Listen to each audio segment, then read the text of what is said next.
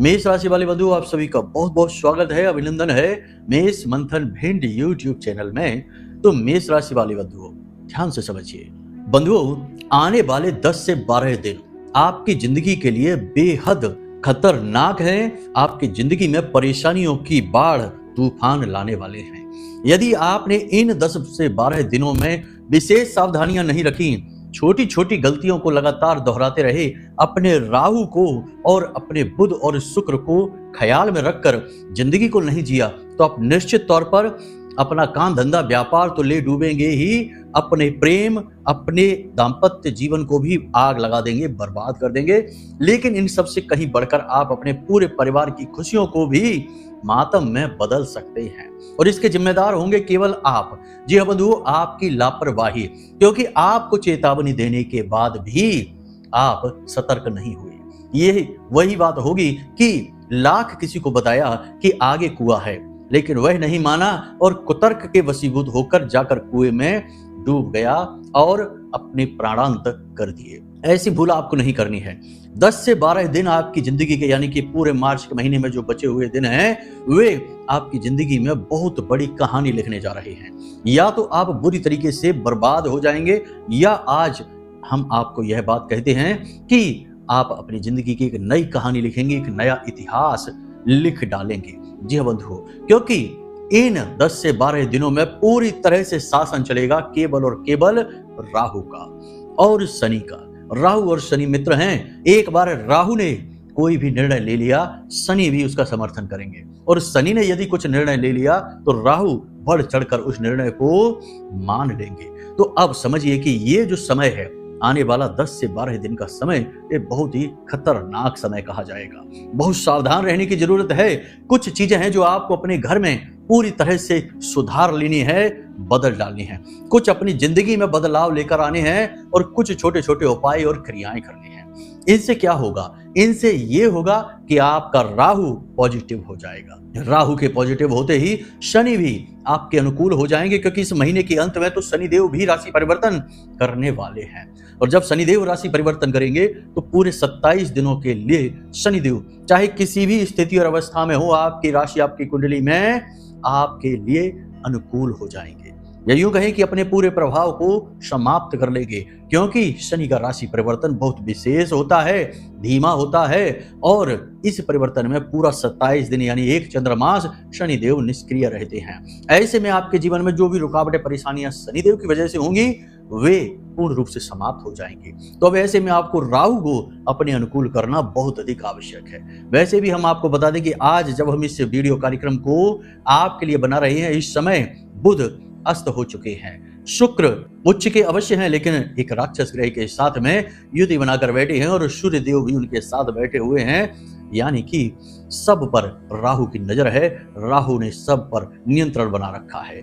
जरा सी मूर्खता पूरी तरह से आपको बर्बाद कर सकती है, मिट्टी में मिला सकती है। तो कौन से है वो 5 काम जो आपको इन 10 से 12 दिनों में भूल कर भी नहीं करने हैं, और कौन सी हैं वे सावधानियां जो आज इसी वक्त जब हम आपको इस वीडियो कार्यक्रम के माध्यम से बता रहे हैं, तुरंत जाकर अपने घर में चेक करनी है, अपनी जिंदगी में चेक करनी है, और अपने वातावरण में चेक करनी है। और यदि वे खामियां दिखाई दे जाती हैं तो तुरंत उन्हें सुधार डालना है। इनसे आपका राहु पॉजिटिव हो जाएगा, और एक बार जिसको राहु तारे उसे फिर कोई ना मारे। याद रखना कि कुंडली का सबसे ज्यादा रहस्यमयी और सबसे ज्यादा मायावी और सबसे ज्यादा ऊर्जावान कोई एक ग्रह है तो वह राहु ही है, जो रातों रात परिवर्तन करने की दम रखता है। भिखारी को राजा बना देता है और राजा को भिखारी बना देता है। कई चाय वाले भी आपने ऐसे देखे होंगे। आज सोशल मीडिया पर जाकर आप देखिए कि जो चाय की टपरी लगाकर बैठे थे और बहुत ही छोटा सा व्यापार कर रहे थे, आज लाखों करोड़ों में खेल रहे हैं। ये राहु की ही देन है। तो बस आपको आज बहुत सावधानी से इस कार्यक्रम को देखना है, एक एक बात को बारीकी से समझना है, कुतर्क नहीं करना है, ज्ञान हासिल करना है। भगवान श्री कृष्ण गीता में कहते हैं कि हे अर्जुन, ज्ञान इस संसार का सबसे शक्तिशाली हथियार है, औजार है। जिसके पास ज्ञान होता है वह ब्रह्म को भी प्राप्त कर लेता है, लेकिन उससे पहले इस संसार में सर्वश्रेष्ठ उत्तम जीवन व्यतीत करके जाता है और फिर ब्रह्म में मिल जाता है, यानी कि स्वयं श्री कृष्ण में मिल जाता है। वैकुंठवासी हो जाता है। तो कहने का मतलब यह है कि ज्ञान जितना भी मिले, जहां से भी मिले, कम है, उसे ले लेना है, अपने जीवन में उतारना है। और जो बातें हम आपको बताने जा रहे हैं वे तो आपके अपने जीवन की बातें हैं, आपके आसपास के वातावरण की बातें हैं, और इन बातों का सीधा प्रभाव आपके जीवन पर है। इन्हें आप नहीं मानेंगे तो फिर किन बातों को आप मानेंगे, किन बातों से आप प्रभावित होंगे? फिजूल की, फालतू की बातें तो वैसे भी दुनिया भर में इतनी घूम ही रही हैं, जिनके चक्करों में, कुचक्र में पड़कर लोग अपनी जिंदगियां मिटा रहे हैं, बर्बाद कर रहे हैं। कम से कम कोई एक ज्ञान की बात अगर बता रहा है तो उसे ध्यान से सुनना आपका धर्म है, आपका फर्ज है। अपने लिए ज्ञान हासिल करिए, अपने परिवार वालों के लिए, उन पे भी आपको रहम करना है, तरस खाना है। आप बर्बाद होंगे तो वो भी बर्बाद होंगे, आपको चोट लगेगी, उन्हें भी दर्द होगा। तो अपने लिए, अपने पूरे परिवार के लिए, अपने प्रेमियों के लिए आज इस कार्यक्रम को अंत तक अवश्य देख लेना। हम गारंटी के साथ कहते हैं कि इस कार्यक्रम को अंत तक देखने के बाद आप निश्चित तौर पर हमें धन्यवाद अवश्य करेंगे, क्योंकि हम आपको बहुत गहरी बातें बताने वाले हैं। तो बस चलिए बंधु, उम्मीद करते हैं कि यहाँ तक सारी बातें आप समझ चुके हैं। अब माई को याद करते हैं, क्योंकि बिना माई के याद किए तो हम एक पल भी आगे नहीं चलते, एक कदम भी आगे नहीं बढ़ाते हैं। तो माई को याद करते हैं। कमेंट बॉक्स में पूरे भक्ति भाव के साथ लिख डालिए, जय माँ भद्रकाली कृपा करो।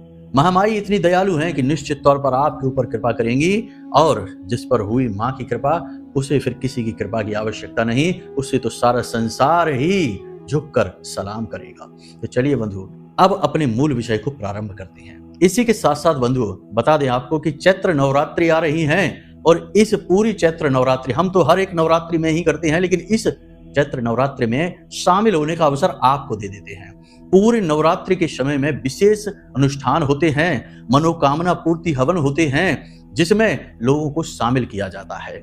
हम आपको भी अवसर देते हैं कि यदि आपको शामिल होना है तो वीडियो में दिए गए नंबरों पर फोन करिए, छोटी सी शुल्क दक्षिणा जमा कराइए, और पूरे 9 दिनों तक माता रानी की सेवा कार्य में शामिल हो जाइए और माई की कृपा के पात्र बन जाइए। बंधुओं, जब हम अपनी माँ की सेवा करेंगे, अपने पिता की सेवा करेंगे, तो माँ और पिता हम पर क्यों नहीं रीझेंगे?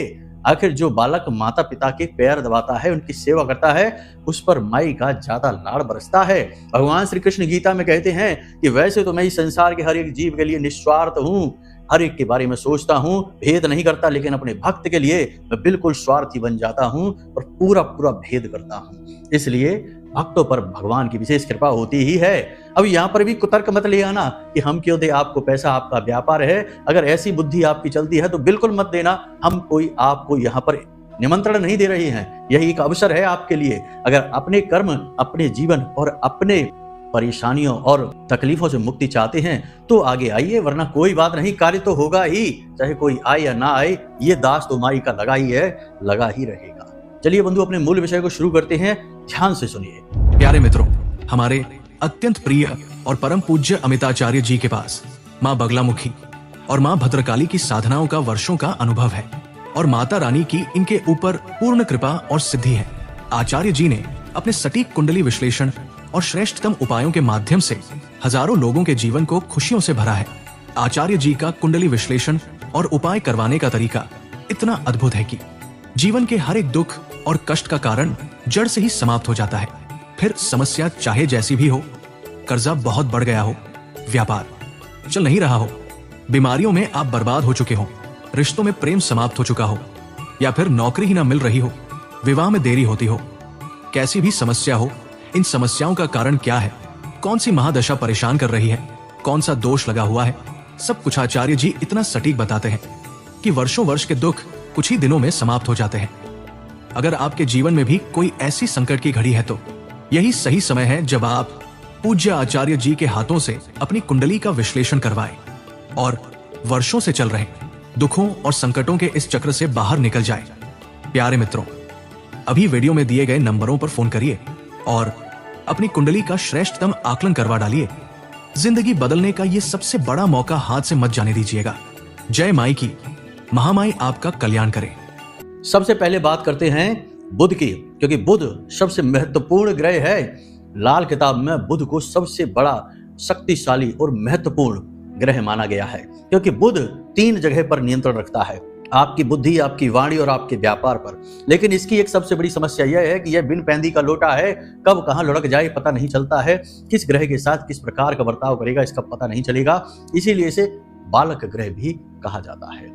अब समझने की बात यह है कि बुध यहाँ पर बिल्कुल शक्तिहीन है, सो चुका है, अस्त हो चुका है और बकरी चाल भी चल रहा है। साथ ही शुक्र भी बकरी हो चुके हैं। बकरी में तो जातक जानते ही हैं कि ग्रह पूर्ण रूप से सुप्त अवस्था में चले जाते हैं, गहरी निद्रा में चले जाते हैं, प्रभाव समाप्त हो जाते हैं, उल्टे नकारात्मक प्रभाव ही बढ़ने लगते हैं। तो अब ऐसे में आपको बहुत सावधान रहने की आवश्यकता है। 3 तरीके की घटनाएं आपके साथ आने वाले 10 से 12 दिनों में होंगी। पहली घटना यह है कि आपके आसपास के लोग आपको उकसाएंगे, आपसे ऐसी बातें बोलेंगे जिससे आपका क्रोध बढ़ेगा, वाणी से संतुलन हट जाएगा और आप ऐसी कोई बात कह देंगे जिससे आपका विवाद, तनाव और झगड़ा हो जाएगा। मतलब यह है कि आपको ऐसा लगेगा जैसे कि आपके आसपास के वातावरण के लोग हैं, आपके अपने ही रिश्तेदार ही, आपके मित्र यार ही, आपके ऑफिस में कार्य करने वाले लोग ही आपको भड़काने वाली बातें करेंगे, उकसाएंगे। और ये उकसाना इस हद तक होगा कि आपको क्रोध आ जाएगा, आप अपना नियंत्रण खो देंगे। ये विडंबना है, ऐसा होगा ही। जब जब ये कहा जाता है कि शांत रहिए तो लोग उसी वक्त ज्यादा बातें करते हैं। यह प्रकृति का नियम है, विरोधाभासी गतिविधियां इंसान की होती ही हैं। तो यही आपके साथ होगा। दूसरा यह होगा कि व्यापार अचानक से धीमा हो जाएगा, ठप भी हो सकता है। 10 से 12 दिनों में व्यापार की गति लगभग शून्य हो जाएगी। जहां 2-4 हजार की बिक्री होती थी किसी दुकान पर, अब 200-400 की भी हो जाए तो बहुत मानना। तीसरा यह होगा कि आप गलत जगह पर पैसा लगा सकते हैं। कोई ऐसी योजना, कोई ऐसी स्कीम आपको बता सकता है जिसमें आप पैसा लगा सकते हैं। शॉर्टकट के चक्कर में आप अपना पैसा, अपनी रकम डुबा देंगे। शेयर मार्केट से दूर रहना है, सट्टेबाजी से दूर रहना है और किसी गेमिंग ऐप वगैरह जो मोबाइल में आजकल चलते हैं, फंसाने वाले जो जाल हैं, इनसे आपको दूर रहना होगा। अपनी बुद्धि का पूरा प्रयोग करना होगा। नींद लेने में आपको समस्याएं आएंगी, नींद अच्छी नहीं आएगी। रात को जब आप सोएंगे भी तो अगले दिन, बेशक रात में आप पूरी रात सोएंगे तब भी अगले दिन आपको थकान का एहसास होगा। ऐसा लगेगा जैसे कि आपके शरीर में जान ही नहीं है, ऊर्जा की कमी आप महसूस करेंगे। इसी के साथ साथ आपका दिमाग, आपका सिर थोड़ा भारी सा रहेगा। ये 10 से 12 दिनों के संकेत हैं जो हमने आपको बता दिए हैं। अब कुछ चीजें ऐसी हैं जिनसे आपको बहुत सावधान रहना है। हमने अपने पिछले कार्यक्रम में भी आपको बताया था कि कुछ लोगों से और कुछ जगहों से आपको दूर रहना है। फिर से आपको बता देते हैं कि जहां 3 तरीके की बातें हो रही हो, एक किसी की चोली हो रही है, पीठ के पीछे बुराइयां हो रही हैं, दूर रहना। दूसरा धर्म का अपमान, भगवान का अपमान हो रहा है, दूर रहना। और तीसरा कहीं पर जुआ या फिर शराब पी जा रही है या कुकृत्य किए जा रहे हैं, वहां से आपको दूर रहना है, वरना नकारात्मकता आपके ऊपर बुरी तरह से हावी हो जाएगी। ये बुद्धि कम करने वाला समय है, यानी बुद्धिहीन होने वाला समय है। राहु निगेटिव होने वाला समय है। राहु की चपेट में बड़े शक्तिशाली ग्रह आ चुके हैं। शुक्र भी है, बुध भी है, सूर्य भी है, ये राहु की चपेट में आ चुके हैं। तो ऐसे में आपको बहुत संभल कर चलने की आवश्यकता है। नहीं संभलेंगे तो फिर मान सम्मान जाएगा, झगड़ा बहुत ज्यादा हो जाएगा, कोर्ट कचहरी तक बात पहुंच सकती है, थाना और पुलिस तक बात पहुंच सकती है। इसी के साथ साथ पैसे रुपए का बड़ा भारी नुकसान आप करवा बैठेंगे। तो बहुत संभल कर चलने की आवश्यकता है इन 10 से 12 दिनों में। ये बहुत बड़ी सावधानियां। अब कुछ चीजें हैं जो हम राहु से जुड़ी हुई आपको बताने जा रहे हैं। उसके बाद हम आपको 1 नहीं, 2 नहीं, 3 नहीं, 4 ऐसे उपाय बताएंगे जो राहु को तुरंत चुटकियों में आपके लिए पॉजिटिव बना देंगे। ये चारों उपाय आपको करने हैं, या फिर आप चाहें तो एक कर सकते हैं, आपके ऊपर है।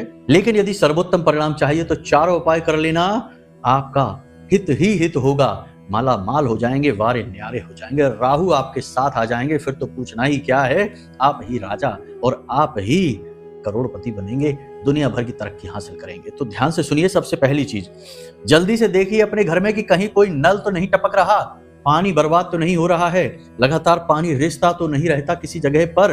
यदि देखना ऐसा है तो उसे तुरंत बदल दीजिए, कोई ऐसी व्यवस्था करिए कि पानी बर्बाद ना हो। दूसरा, कि पानी को खुद से भी बर्बाद नहीं करना है। गाड़ी वगैरह धो रहे हैं, दुनिया भर का पानी बह रहा है, नल चालू करके खड़े हैं और होश ही नहीं है कि क्या करना है, किसी और चीज में लगे पड़े हैं और इधर पानी बह जा रहा है। पानी आपका धन है, पानी चंद्रमा है, इसे बर्बाद नहीं करना है, वरना चंद्रमा गया तो धन तो जाएगा ही जाएगा, आपका मन चैन सुकून भी ले डूबेगा। फिर कहेंगे आपके घर में बड़ा कलेश रहता है गुरुजी, कोई किसी की बात ही नहीं सुनता है और पति पत्नी में तो हाथापाई की भी नौबत आ जाती है। हाँ, ऐसे लोग भी हैं जो आकर हमसे कहते हैं कि गुरुजी हमारी तो हाथापाई की नौबत आ जाती है। ठीक है, कब होता है, क्योंकि जब जब नियंत्रण खोते हैं लोग तो कुछ भी कर बैठते हैं। तो ये सारी क्यों है? क्योंकि चंद्रमा खराब कर लिया खुद से, और चंद्रमा आपका मन, आपका धन है, तो पानी नहीं टपकना चाहिए। दूसरा, टूटे फटे फर्नीचर मतलब कि सोफे टूट चुके हैं, कुर्सियां टूट चुकी हैं, प्लास्टिक की हैं, लकड़ी की हैं, टूटी हुई फर्नीचर अपने घर में नहीं रखना है, छत पर भी नहीं डाल देना है। लोगों की आदत होती है, स्टोर रूम एक बना रखा है घर में। अब स्टोर रूम की दिशा का ज्ञान नहीं है, किस दिशा में है, कहीं भी बना लिया और वहां पर कचरा भरे जा रही है, टूटी फूटी चीजें डाली जा रही है। अब समझिए कि वो स्टोर रूम आपके घर का निगेटिव एनर्जी का पावर हाउस है। वहां से दुनिया भर की निगेटिव एनर्जी आपके घर में आ रही है। जिन जिन लोगों ने स्टोर रूम बनाया है, फिर उस स्टोर रूम में कचरा भरा है, यानी कि टूटी फूटी चीजें भरी हैं, वे लोग ही बुरी तरीके से व्यापार में चोट खाए हैं, पैसे का नुकसान कराया, घर में बीमारियां आई और घर के बच्चे आवारा हो गए, किसी की नहीं सुनते, मन मर्जी करते हैं, मनमुखी हो गए, किसी की बात नहीं मानते।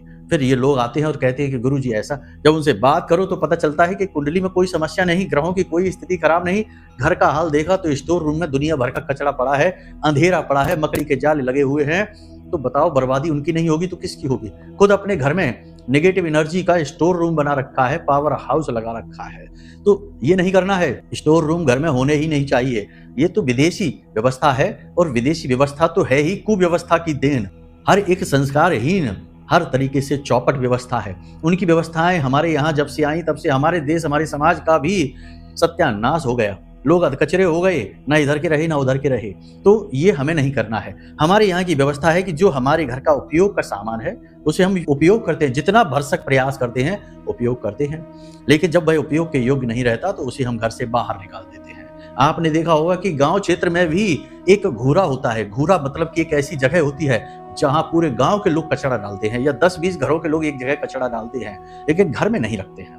तो आपको ये देखना है कि आपके घर का स्टोर रूम की क्या हाल है। स्टोर रूम साफ सुथरा रखिए, लाइट की व्यवस्था रखिए, मकड़ी के जाले नहीं लगाने हैं, गंदगी नहीं होने देनी है, और बहुत टूटी फूटी चीजें हैं उन्हें निकाल कर बाहर फेंक देनी है। छत पर जाना है, छत पर देखना है कि कहीं छत पर ऐसा तो नहीं है कि बहुत ज्यादा कचरा, बहुत ज्यादा गंदगी। आपका छत, आपका राहु है तो बहुत ज्यादा कचरा तो नहीं है, बहुत ज्यादा गंदगी तो नहीं है, टूटा फूटा फर्नीचर, जंग लगा हुआ सामान या फिर लकड़ी सड़ी हुई आपके छत पर तो नहीं पड़ी हुई है। अगर है, हटा दीजिए, छत को साफ करिए, आपका राहु अपने आप सही हो जाएगा। अपने घर के टॉयलेट साफ सुथरे रखिए, राहु की जगह है ये। आपके घर की दहलीज, आपकी छत, आपके टॉयलेट राहु का स्थान है। दहलीज को साफ सुथरा रखिए। दहलीज यदि टूटी फूटी है तो उसे सही कर लीजिए, यदि नीची है, गहरी है तो उसे ऊंचा कर लीजिए, लेकिन उसे साफ सुथरा रखिए। तो दहलीज की व्यवस्थाएं बनाइए, बाथरूम को साफ रखिए, छत को साफ रखिए। ये पॉजिटिव एनर्जी बढ़ेगी आपके घर की, राहु आपका पॉजिटिव हो जाएगा। अब 2 जगह आपके घर में ऐसी हैं जिन्हें आपको पूरी तरीके से पॉजिटिव रखना ही होगा, क्योंकि ये आपकी पॉजिटिव एनर्जी का पावर हाउस है। यानी कि आपके घर का मंदिर, पूजा घर, जहां भगवान वास करते हैं, वहां तो पॉजिटिव एनर्जी होगी ही, भरपूर होगी। दूसरा, आपके घर का रसोई घर, जहां आपके पूरे घर की ऊर्जा संग्रहित होती है, वहीं से सबको ऊर्जा मिलती है, भोजन ग्रहण करते हैं। माता अन्नपूर्णा का वास होता है, माता लक्ष्मी का वास होता है, भगवान धनवंतरी का वास होता है, कुबेर देव का वास होता है, साथ ही साथ पितृ देवताओं का भी वास होता है। बहुत सारे देवी देवताओं का वास तो केवल आपके रसोई घर में ही होता है। पूजा घर में तो खैर सभी देवी देवताओं का वास माना ही जाता है। आपके पूजा घर में देखना है कि कोई निर्माल्य तो नहीं है, कोई ऐसा स्थान, ऐसा बर्तन जहां पर आप जली हुई बत्तियां रखते हैं। जैसे दीपक से बत्ती जल गई है, बच गई है, आपने उसमें डाल दी। ये अगरबत्ती के बचे हुए पैकेट हैं, पॉलीथीन वगैरह हैं, यानी एक डस्टबिन जैसा एक सामान डब्बा रख रखा है, उसमें ही सब कचरा डाल रहे हैं, बाद में उसे कहीं रख देते हैं, फेंक देते हैं। नहीं, ऐसा कोई भी सामान जो प्रयोग का नहीं है, पूजा के प्रयोग का नहीं है, या प्रयोग हो चुका है, वह निर्माल्य है। चढ़े हुए फूल, जली हुई बत्तियां, अगरबत्ती की बची हुई लकड़ियां और यहाँ तक कि राख भी, सब कुछ निर्माल्य है। उसे उठाइए और जो आपके घर के पवित्र पौधे हैं, उन पौधों की जड़ों में उन्हें डाल दीजिए। ये सब निर्माल्य है। पूजे घर को जितना हो सके उतना साफ रखिए, ठीक है। दूसरा, रसोई घर में आ जाते हैं। रसोई घर में, हाँ, पूजा घर की एक और बात है कि पूजा घर में किसी इंसान की तस्वीर नहीं, जैसे कि कोई पितृ पूर्वज है, कोई व्यक्ति के परिवार का ऐसा जो इस संसार से जा चुका है, उसकी तस्वीर लगा लेते हैं बहुत से लोग। कुछ लोग तो भगवान की तस्वीरों के बगल से ही अपने पूर्वजों की तस्वीर को रख लेते हैं। ये बहुत गलत होता है। फिर ऐसे घरों में भूतों का वास हो जाता है। फिर लोग कहते हैं कि गुरुजी, सब चारों तरफ से बर्बादी आ रही है, क्या करें, समझ नहीं आता। तो बस ये गलती है, तो ये नहीं करना है। दूसरा कि अपने गुरु, बहुत से लोग गुरु का सम्मान करते हैं, ठीक है, अच्छी बात है। गुरु ब्रह्मा, गुरु विष्णु, ठीक है, तो गुरु का सम्मान करते हो, लेकिन गुरु को भगवान के साथ नहीं, गुरु को भगवान से थोड़ा निम्न स्थान पर रखिए। पूजा घर में ही रख लीजिए, उसी अलमारी में रख लीजिए, लेकिन निम्न स्थान पर, उच्च स्थान पर भगवान को रखिए, निम्न स्थान पर गुरु को रखिए। क्योंकि आपके गुरु आपके लिए भगवान है, लेकिन वो भगवान नहीं है, हैं तो वो भी इंसान ही, उन्होंने भी भगवान की साधनाएं की हैं, तब उन्हें इतना बल प्राप्त हुआ है, तेज प्राप्त हुआ है कि आप उन्हें गुरु मान रहे हैं। तो वो आपके लिए भगवान है, लेकिन सबके लिए भगवान नहीं है। लेकिन भगवान सबके लिए भगवान है, ना हमारे लिए, ना आपके लिए, सबके लिए। समझ में आई आपको बात? तो किसी इंसान को, चाहे वो आपके गुरु ही क्यों ना हो, भगवान के बराबर से नहीं बिठाना है हमको, थोड़ा सा नीचे रखिए उनको, बाकी आप उन्हें रख सकते हैं, पितृ पूर्वजों को नहीं। तो पूजा घर की ये व्यवस्था हो गई। अब देखना है आपके रसोई घर को। रसोई घर में माड़ा हुआ आटा नहीं रखा छोड़ना है, साथ ही साथ गंदगी नहीं रखनी है, जूठे बर्तन पड़े नहीं छोड़ने हैं, खास तौर से रात भर के लिए नहीं छोड़ने हैं, और रसोई घर को शुद्ध पवित्र रखना है। सबसे महत्वपूर्ण बात कि भगवान धन्वंतरी की एक तस्वीर लेकर आइए और उसे अपने रसोई घर की दक्षिणी दीवार में लगा दीजिए, थोड़ी ऊंचाई पर लगाना है। और भी यदि लाभ अधिक लेना है तो रसोई घर में जो आपका जल का पात्र है, यानी कि पानी जहां रखा जाता है जिससे लोग पानी पीते हैं, घड़ा है या कोई भी बर्तन है या फिर कोई फिल्टर वगैरह ही क्यों ना हो, पानी उससे लोग लेना चाहिए और पीना चाहिए। उस पात्र के ऊपर एक कटोरी में थोड़ा सा अन्न रखिए, यानी कि आप चावल रख सकते हैं, गेहूं रख सकते हैं, और उसके ऊपर आप एक दीपक गाय के घी का प्रतिदिन शाम के समय जला दीजिए। संपूर्ण देवी देवता प्रसन्न हो जाते हैं, पितृदेव बहुत ज्यादा प्रसन्न होते हैं और आशीर्वाद देने लगते हैं। माता लक्ष्मी सीधी खींची चली आती हैं रसोई घर की ओर। एक और खास बात आपको बता दें, शिवपुराण की कथाएं कहती हैं कि यदि रसोई घर में कुछ मीठा रखा जाए, यानी कि कोई मीठा, जैसे कि मिठाई है, बर्फी है, पेड़े हैं, कुछ भी, यदि रसोई घर में थोड़ा सा मीठा रखा जाए तो माता लक्ष्मी सीधे आपके रसोई घर में आ जाती हैं, क्योंकि माँ लक्ष्मी को मीठा बहुत अधिक प्रिय है। तो ये एक छोटी सी क्रिया है, इसे भी आप कर सकते हैं। इन 10 से 12 दिनों में आप इन क्रियाओं को करेंगे, आपको गजब के परिणाम प्राप्त होंगे। फिर से हम कहते हैं कि सावधान रहिएगा।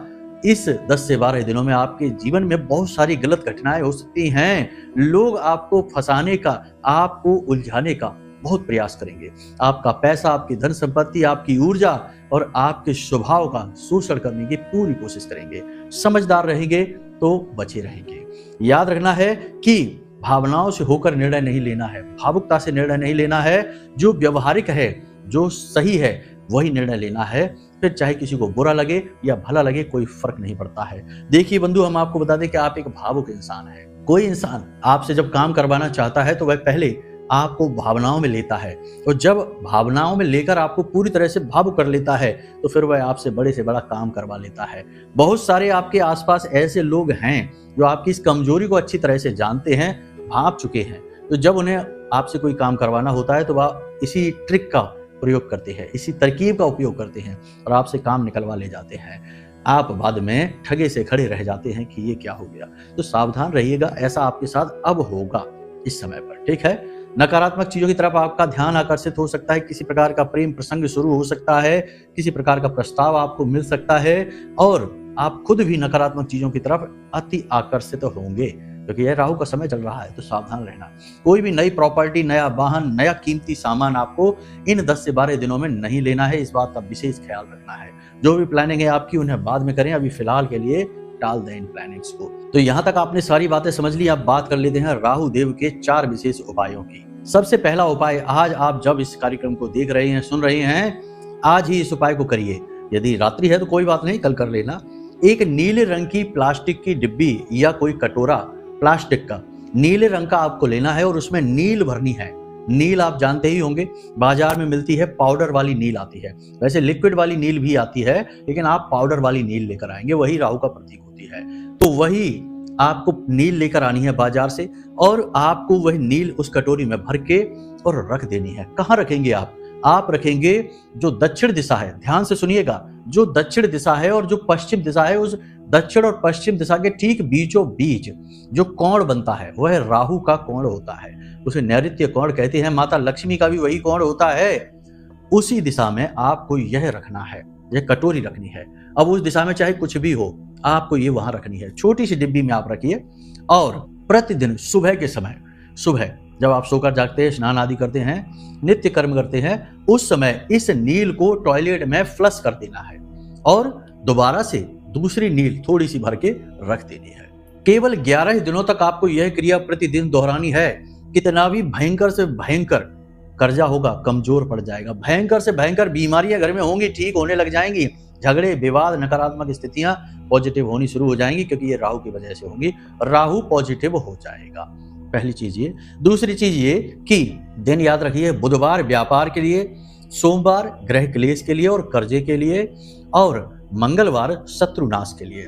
3 तरीके की बाधाएं यदि आपके जीवन में है, शत्रु आपको परेशान करते हैं, तो मंगलवार के दिन इस क्रिया को करना जो हम बताने जा रहे हैं। ध्यान से सुनना, मंगलवार के दिन इस क्रिया को करना। यदि आपको कर्जे से मुक्ति चाहिए या फिर रिश्ते नातों में, पति पत्नी में, प्रेमियों में परेशानी है, झगड़ा है, तो सोमवार के दिन करना है। और यदि धन की समस्या है तो शुक्रवार के दिन करना है। 3 दिन हमने बता दिए। क्रिया क्या है, ध्यान से समझिए। आपको एक नारियल लेना है, पूरा जटा वाला, पूजा वाला जो नारियल आता है वो नारियल लेना है। उस नारियल पर आपको नीले रंग का एक धागा लपेटना है। धागा रेशम का होना चाहिए। धागा आपकी पूरी लंबाई का होना चाहिए, ऊपर से लेकर और पैर के नाखून तक की लंबाई का धागा होना चाहिए। उस धागे में 7 गांठें थोड़ी थोड़ी दूरी पर लगा दीजिए, ठीक है। अब उस धागे को सरसों के तेल में डुबा देना है और उसके बाद उस धागे को नारियल के ऊपर लपेट देना है 7 बार, ठीक है। नारियल के ऊपर 7 बार लपेट दिया। अब इस नारियल को आप अपने सिर के एंटी क्लॉकवाइज, यानी कि घड़ी की उल्टी दिशा में अपने सिर के ऊपर से ऐसे फिराएंगे, ऐसे करके ऐसे फिराएंगे, ठीक है। तो उल्टा घड़ी के ऐसे करके ऐसे घड़ी घूमेगी तो उल्टा हो जाएगा। तो ऐसे करके आपको फिराना है, फेरना है, उसारा करना है, उतारा करना है, बहुत सारी चीजें कहते हैं इनको। तो आप 7 बार घुमाएंगे। उसके बाद इस नारियल को बहते हुए जल में प्रवाहित कर देंगे। बहता हुआ जल नहीं है, कोई बात नहीं। पीपल के वृक्ष, जो एकांत में कहीं पीपल का वृक्ष हो, मंदिर में ना हो, एकांत में कोई पीपल का वृक्ष हो, उसमें थोड़ा सा वृक्ष के नीचे थोड़ा सा गड्ढा खोदेंगे और इस नारियल को उस मिट्टी में दबा देंगे। हमने कारण आपको बता दिए कि जैसी समस्या है वैसे दिन का चुनाव करना। आप मानकर चलिए कि आप कर्जे से बहुत अधिक परेशान हैं, तो सोमवार के दिन इस क्रिया को करिए और आपको 7 सोमवार इस क्रिया को करना है। भयंकर से भयंकर कर्जा होगा, परेशानी, घाटा होगी, समाप्त हो जाएगा। पैसे की दिक्कत है, शुक्रवार के दिन करिए। और बता दिया है हमने कि अगर शत्रुओं से परेशान हैं तो मंगलवार के दिन करिए। तो इन क्रिया को 7 बार करना है, बस ये याद रखना है आपको। ये दूसरा हो गया। तीसरा उपाय ध्यान से समझिए। जब भी घर से बाहर निकलें किसी भी काम के लिए, तो अपने घर की जो दहलीज है उस दहलीज पर 4 काली मिर्च के दाने डाल दीजिए और अपने दाहिने पैर से उन्हें मसल दीजिए, ठीक है। वो फूट जाने चाहिए। और उसके बाद आप सीधे घर से बाहर निकल जाइए, पीछे मुड़कर नहीं देखना है, वापस घर में नहीं आना है, ठीक है। काम पर अपने चले जाइए। 100% राहु एक्टिव हो जाएगा, पॉजिटिव हो जाएगा और आपका काम बन जाएगा। अंतिम उपाय, बहुत ही सरल उपाय है। अंतिम उपाय, परफ्यूम लेकर आइए, इत्र, अल्कोहल वाला नहीं। बाजार में जो परफ्यूम आते हैं उनमें अल्कोहल बहुत होता है। आपको इत्र लेकर आना है, जो पूजा पाठ में प्रयोग होता है। अपनी खुशबू का, अपनी पसंद की खुशबू लेकर आइए और इत्र लेकर आकर उस इत्र को लगाइए। कहाँ लगाएंगे आप? अपनी कॉलर पर, यहाँ पर, ये जो आपकी कॉलर है यहाँ पर, इस किनारे पर लगाइए और इधर लगाइए। इन 2 जगहों पर, यानी इन कॉलर्स पर अपने इत्र को लगाइए और अपने काम पर निकल जाइए। पॉजिटिव शुक्र हो जाएगा, बुध मजबूत हो जाएगा। राहु कितना भी नेगेटिव हो, कितना भी नेगेटिव हो, राहु की महादशा चल रही हो, राहु की दृष्टि पड़ रही हो, आपके कर्म स्थान पर पड़ रही है या आपके भाग्य स्थान पर पड़ रही है, धन भाव पर पड़ रही है, धन भाव में ही राहु बैठ गए हैं, कोई समस्या नहीं। हर स्थिति में राहु आपके लिए पॉजिटिव हो जाएंगे और आपका जीवन स्वर्ग के समान सुंदर हो जाएगा। यही 10 से 12 दिनों में आप हमसे खुद कहेंगे कि गुरुजी आनंद आ गया, हमने ऐसे ऐसे काम कर डाले जिनके बारे में कभी सोचा ही नहीं था। क्योंकि याद रखना, राहु बहुत शक्तिशाली ग्रह है। ये आपसे वो सब भी करवा सकता है जो आपकी क्षमताओं से बहुत दूर की चीज है, बहुत बाहर की चीजें हैं। वे सारी चीजें भी राहु आपसे करवा सकता है, बस इससे लाभ लेना आना चाहिए। हमने उपाय आपको बता दिए, सावधानी आपको बता दी, क्रियाएं आपको बता दी, सारी बातें आपको स्पष्ट तौर पर बताई हैं। आपको बस इन बातों को अब अपने जीवन में उतारना है। तो बस इन क्रियाओं को अपने जीवन में उतारिए और अपने हाथों से अपने जीवन को खुद बदल डालिए। अब यहाँ पर भी कुछ कुतर्की आकर उल्टी सीधी बातें सोचेंगे और बातें करेंगे, उनसे बस हमारा इतना सा कहना रहेगा कि तुलसीदास बाबा ने रामचरितमानस में पहले ही लिख दिया है कि फूलें फरे न बैत, जदपि सुधा बरसै जलद, और मूर्ख हृदय न चेत, जो गुरु मिले बिरंच सम। तो अब ऐसा का तो भगवान ही मालिक है, कोई कुछ नहीं सिखा सकता है इनको, बाकी आप खुद ही समझदार हैं। अब यदि कोई प्रश्न मन में उठे या फिर नवरात्रि की विशेष पूजा अनुष्ठान में भाग लेना है तो वीडियो में नंबर हमने दे रखे हैं, इन नंबरों पर फोन करिए और सारी जानकारी प्राप्त कर लीजिए। चलिए बंधु, आज के इस कार्यक्रम को यहीं पर विराम देते हैं। हमेशा हंसते रहिए, मुस्कुराते रहिए, सकारात्मक रहिए और महामाई पर अपनी आस्था और विश्वास बनाकर रखिए, क्योंकि आपका उद्धार तो वहीं से होना है। तो प्रेम से बोलिए जय माई की, महामाई आपका कल्याण करेंगे। धन्यवाद। हमारे प्रिय और परम पूज्य आचार्य जी ने अपनी साधनाओं के अनुभवों पर आधारित शक्तिशाली उपाय और क्रियाओं के माध्यम से हजारों लोगों के जीवन को पूरी तरह से बदला है। आचार्य जी के द्वारा बताया गया हर एक उपाय इतना सटीक और कारगर होता है कि जो भी इसे पूरे भाव के साथ कर लेता है उसे साक्षात महामाई की कृपा और आशीर्वाद प्राप्त हो जाती है। इसलिए निसंकोच इन उपायों को पूरे भाव के साथ करिए, आपका कल्याण होगा। जय माई की।